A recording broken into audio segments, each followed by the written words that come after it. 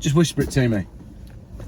You can't say that! You absolutely can't say that. And hopefully, we won't ever get to a stage where the winner is the person who has the biggest weapon and was able to steal the most food from all the other people as society collapses around us. We might never get there. Morning. Just me and him today. Quick one. Firstly, I've got a new steering wheel cover. I'll show you because it's lovely.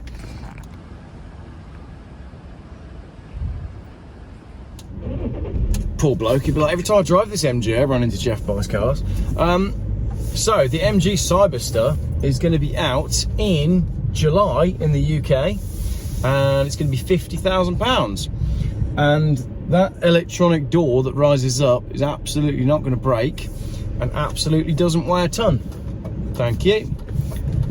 So if you're looking for an electric convertible that's been made in China and weighs a ton, then he's got one for you. That is the exact same electric Cyberster that I saw when we were doing the East to West challenge, the very same one that I filmed. What do you reckon? He doesn't like it. He says he doesn't like electric cars. He says they're all made in China, and that means they're all going to end up in landfill. That's not a very nice thing to say. That gentleman was very kind to us then, and he didn't moan when we were filming him. I think they're going to be great. I think they're a good thing for the British economy. He's not sure. He's been ranting all morning about how everything just seems to go to China, and he's really annoyed about the demise of POLESTAR, and how POLESTAR, that was once, you know, the signature of Swedish performance, you'd have POLESTAR edition cars that meant something, and now it's just another crappy company that is another made in China thing with the brand name slapped on the nose. You're pretty harsh, you are. He's not wrong though. Anyway, I've got a new steering wheel cover on my BMW X5. That's exciting. What have I done today with my Monday? Well, so far I've spent all day trying to get my mobile phone to work, and I've managed to upload one video that should have gone up yesterday.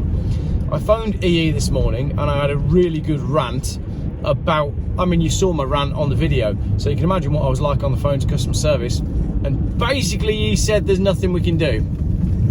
Then I had an hour-long phone conversation with Richard Vobes, because I thought if anyone's going to have some answers, it's going to be Richard Vobes. And we just had a little chat for an hour about, you all right back there? Put your seatbelt on. Richard and I had a chat for a good hour about YouTube and algorithms and interviews and what we do with our channels and things that give us hope. And I think I'm going to go see Richard soon. He's quite busy at the moment, and I'm busy for the next few weeks as well. But I will go and see him because there's lots to talk about. And the main thing I want to talk about with Richard is reasons to be cheerful and reasons to be hopeful. And one of the things that we stumbled upon was, I thought we would have had more lockdowns by now. So my lockdown prediction was incorrect. I thought we were going to have another pandemic already, but that hasn't happened. I also thought we were going to see more fluctuations within problems in banking. That hasn't happened either, so I guess that's good. What else? Food supply. I mean, obviously we've got issues in farming at the minute. Major problems going on with farming, but I think the fact that the farmers are protesting all over the world, really, definitely across Europe, I think that's a good thing. British farmers are starting to wake up to it, so that's good. You know, we've got hope in the fact that the farmers are starting to say stuff. The Blade Runners are doing some good stuff down in London. We need more of them. I don't understand why people in London, firstly, haven't left, and secondly, have still got the number plates attached. I think just removing your number plate is just like a really obvious first step in standing up to all of this stuff that's going on. We've then got, what else reason to be hopeful? We've got Andrew Bridgen standing up in Parliament and questioning whether or not Rishi Sunak is doing a Tony and leading us down, deceptively leading us down a path of something that he knows to be untrue, i.e. Tony Blair first said that the Horizon software was good, and it turned out to be very, very bad.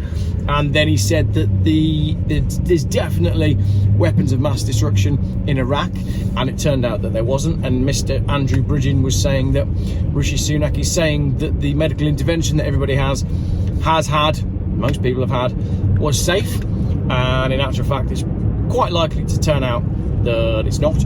And the Prime Minister Sunak, that nobody voted for, that is in by default, that nobody likes, very, very, very wealthy man, extremely wealthy, so wealthy that he doesn't need to work, but he works for £80,000 a year as Prime Minister.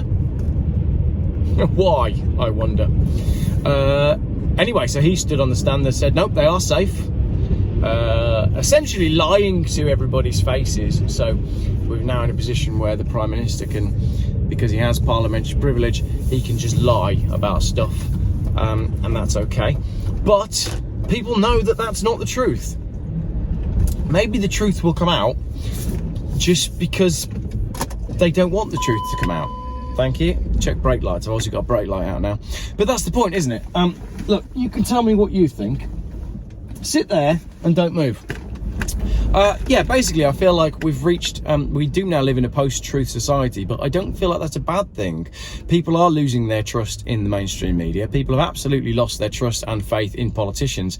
And stuff is going on that is just going to push the people too far. For example, we now have, is it the MP for Manchester, who gave an address the other day in Urdu, which had to be translated.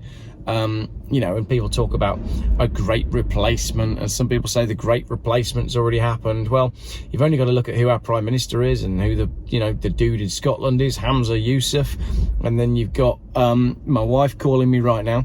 But what I'm saying is, I feel like they might push the people too far, and maybe there will be a straw that breaks the camel's back. We do have reasons to be cheerful, because more and more people are looking and more people are seeing that everything seems to be falling apart around us. But that gives us an opportunity to rebuild the world, and hopefully we won't ever get to a stage where the winner is the person who has the biggest weapon and was able to steal the most food from all the other people as society collapses around us. We might never get there, but Richard Vobes and I had a real good joke about that, because he would like to get a small holding and some pigs, and I said, well, I'm just going to get some bigger, more powerful weapons than you, and I'm going to come and take your pigs. And that's where we're going to end up. What do you think? You can't say that. You're not going to be allowed to do that. That's going to be illegal. Jeez, I don't know where we found him, but some of his opinions are even worse than mine. Right, let's throw this video up, and with the way my EE is going in these clouds, hopefully by the time I've stolen Richard Vobes' pigs, you'll have watched this video. Thanks for watching. Don't be so racist. He doesn't like trans people either. Trans rights are human rights. Just whisper it to me. You can't say that. You absolutely can't say that. If they want to have it chopped off, they can have it chopped off. It's up to them. People can be people. They can do what they want. You do not want to know what he just said to me about what he would do if he had a daughter who was entering swimming competitions, and there was a bloke who was going around winning women's swimming competitions, like what's going on in Canada at the minute. That's extremely violent. Sorry, I won't put him in videos again, because he's just too out there with his viewpoints, and to be honest, it's a bit disturbing what he said he would do to a bloke that was swimming in girls' swimming galas. But I don't disagree with him.